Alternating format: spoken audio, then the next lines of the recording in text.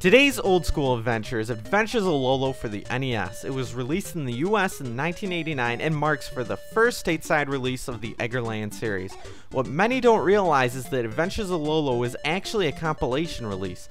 There had already been 5 different Eggerland releases in Japan spanning over the Japanese MSX computers and Famicom, with around 400 to 500 levels already made. Adventures of Lolo has 50 levels, with the majority coming from these original Japanese releases. I believe Adventures of Lolo does a good job at picking 50 levels in a convenient way to introduce new fans to the series. Adventures of Lolo is essentially a puzzle game, and I had a lot of fun growing up with this one. Lolo is simplistic in that there are a limited number of factors in terms of enemies, items, and terrain, but it is nice in that it is a lot like chess. You will always know what you have, you just need to know how to use what's around you creatively and properly. Each room introduces a new puzzle. You must collect all the hearts and then get the treasure chest in order to clear a room. Snakes are your first enemies. They're harmless and don't do much. If you collect a shot, you can turn them into an egg to block something else. 2 shots will wipe them from the level, but only for a limited time.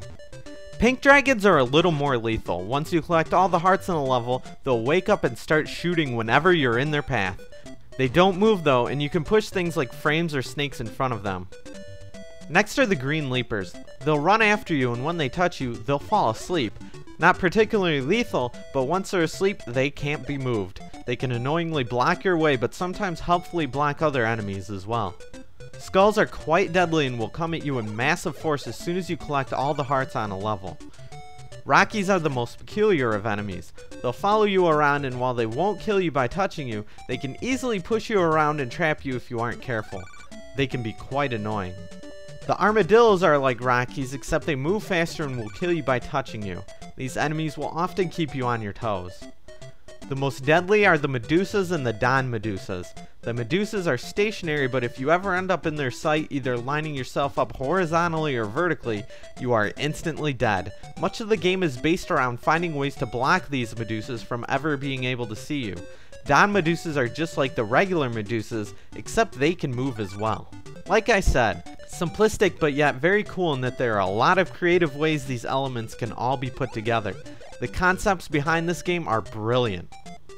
An unfortunate part of many old NES games is that you may often find yourself thinking that they could have been better if only they had been on a different system, allowing more improved graphics and control.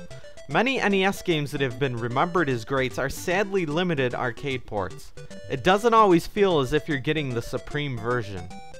What's great about the Adventures of Lolo series is that these games couldn't be done any better. Absolutely nothing feels limited by the system's theoretical lack in power.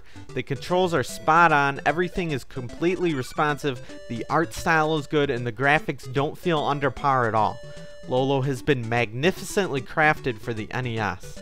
Right out of the gate with the first US installment, the gameplay engine and model has already been brilliantly captured. The only thing left up to debate, and what separates this Lolo game from subsequent Lolo games, is essentially the puzzle designs. The first Lolo does a good job at easing players into this style of gameplay.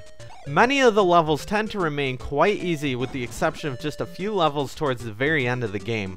Usually, as long as you keep trying to block enemies, you'll end up stumbling into the right answers for the room. This is quite unlike some of the later entries to the series, where you'll really have to think just how to optimize the use of every available frame and shot that's given to you. Most puzzles this time around can be solved by figuring out a single trick, rather than a series of thoughtful steps in solving the room. I'm not trying to say that any of this is particularly bad, and in fact many people may prefer the ease that comes in this installment. However, as a veteran of the series, playing Lolo 1 kind of feels like playing Lolo with training wheels.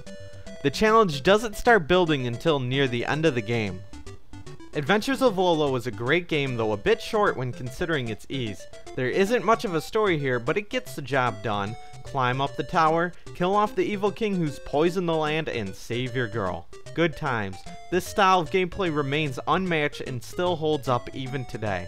I recommend Adventures of Lolo to anyone who enjoys games involving puzzles where you need to figure out where to put things in order to progress. Lolo is an incredible sleeper classic and deserves much more attention than it's historically gotten.